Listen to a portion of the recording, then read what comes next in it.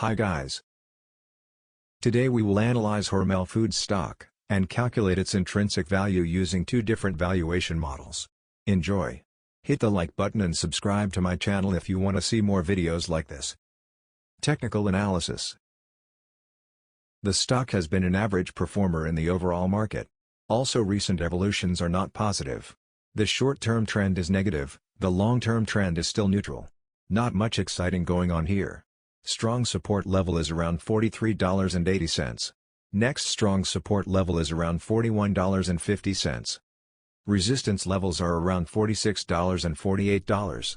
Strong resistance levels are around $50 and $53.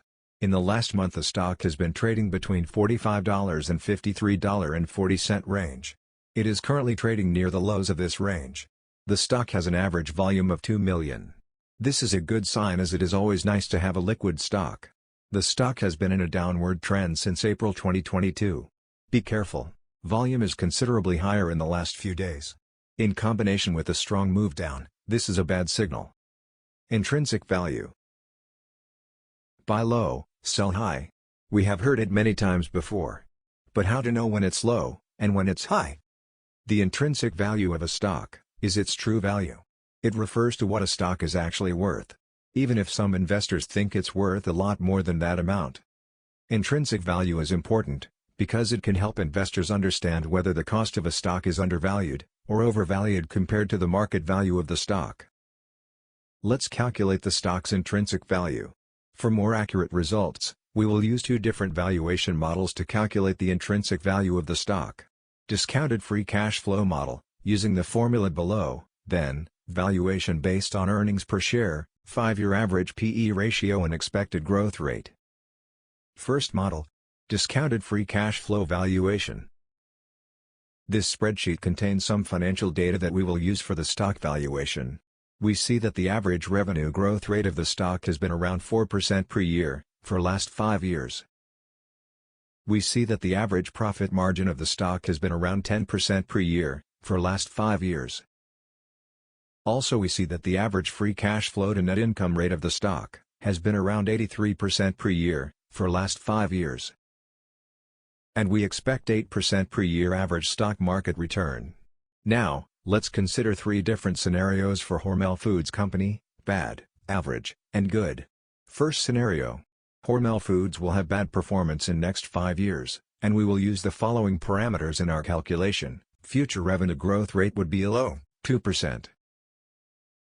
Future profit margin would be low, 8%.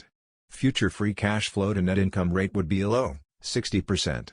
In this case, the fair value of the stock today would be $35. Second scenario. Hormel Foods will have average performance in next 5 years, and we will use the following parameters in our calculation. Future revenue growth rate would be average, 4%. Future profit margin would be average, 8.5%. Future free cash flow to net income rate would be average, 70%. In this case, the fair value of the stock today would be $46. Third scenario. Hormel Foods will have high performance in next 5 years, and we will use the following parameters in our calculation. Future revenue growth rate would be high, 6%. Future profit margin would be high, 9%. Future free cash flow to net income rate would be high, 80%. In this case, the fair value of the stock today would be $61. Second model. Valuation based on earnings per share. This spreadsheet contains another financial data that we will use for the stock valuation. The current earning per share price for the company is 1.75. Minimum rate of return. I will use 10%. Because when we invest in individual stocks, we are looking for a higher return than the S&P 500.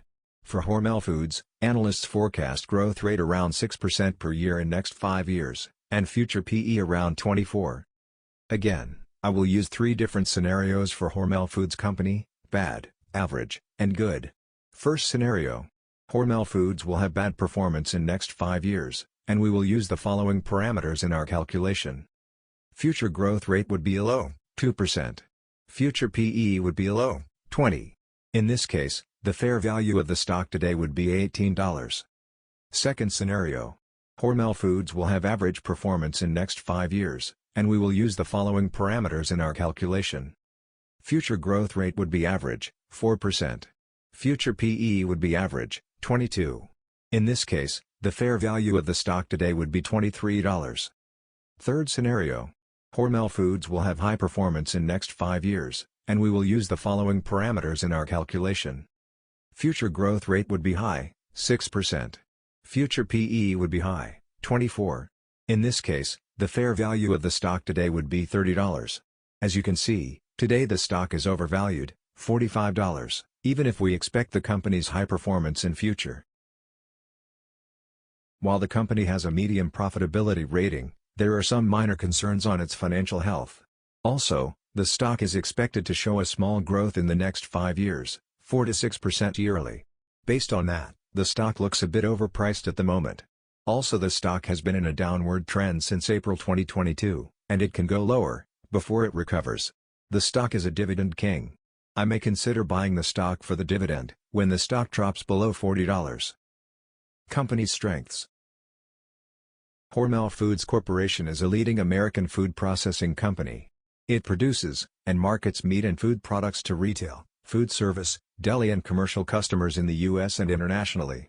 The company's products are available in 80 countries. Hormel will offset inflationary pressures through price hikes and improved efficiency, and will benefit from continued strong demand for its products.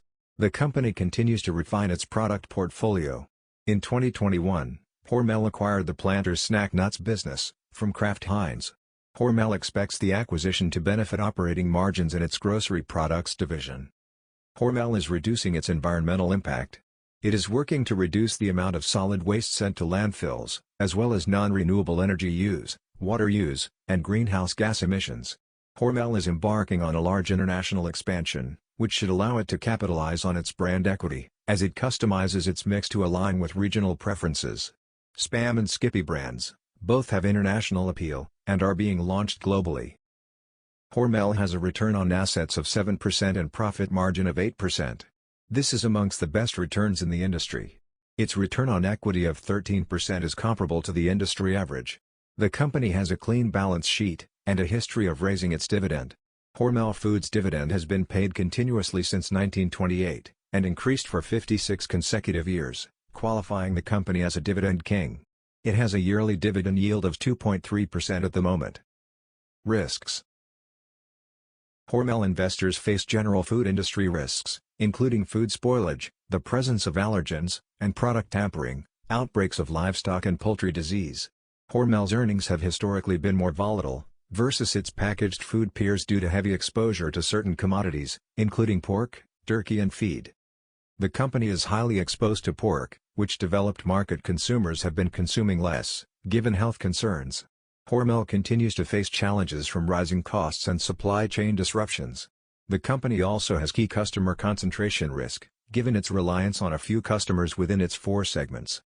The rapidly evolving retail landscape poses additional risks to entrenched players, such as Hormel, which could lose share to online startups or private label offerings, if retailers accelerate their push into that market. The company is expected to show a small growth in revenue. In the coming 5 years, the revenue will grow by 4 to 6% yearly. The earnings per share is expected to grow by 8% on average over the next 5 years. Thank you for watching. If you found this video helpful, please hit the like button and subscribe to my channel.